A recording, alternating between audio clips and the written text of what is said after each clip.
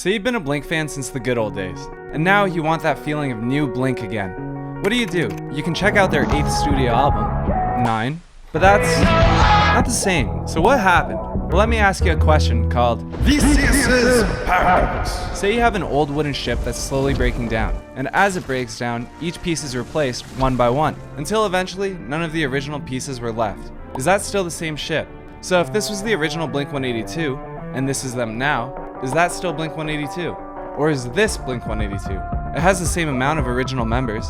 Well, I say, Tom's still Tom, but Angels and Airwaves was never Blink. They don't make pop rock, they make space rock. I don't know what that is, but it's good.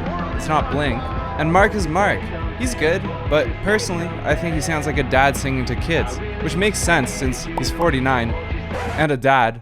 So it's authentic. And with most bands, the lead singer, or singers, in a lot of ways are the essence of the band. They're the front man, the stars. Like Panic has one member now, but it's the singer, so it's fine. Imagine if it was just the drummer, Spencer.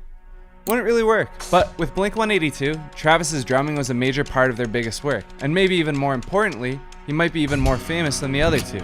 Rolling Stone called him punk's first superstar drummer.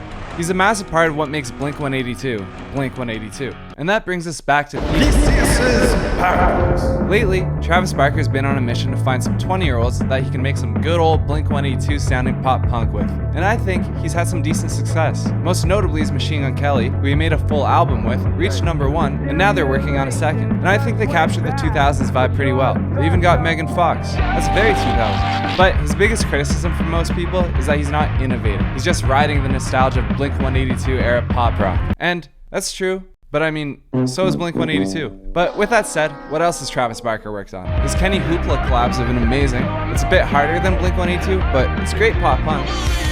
Come On with Amy Shark sounds like early 2010s Blink, and his work with Willow has been solid pop punk. But is it Blink of the old days? Not really. The only Blink of the old days was released 20 years ago by Blink-182. Part of what makes early 2000s Blink so special is that you were also in the early 2000s. New music that sounds similar can't replace that. Music's not a time machine. So listen to new bands, listen to old bands, listen to whatever you like. And then maybe in 20 years, you can listen to them again and think back to all the good times you're having now. I lost the point of this video. I love you, Mark Hoppus. I love you, Tom and Travis. Matt Skiba, you're fine.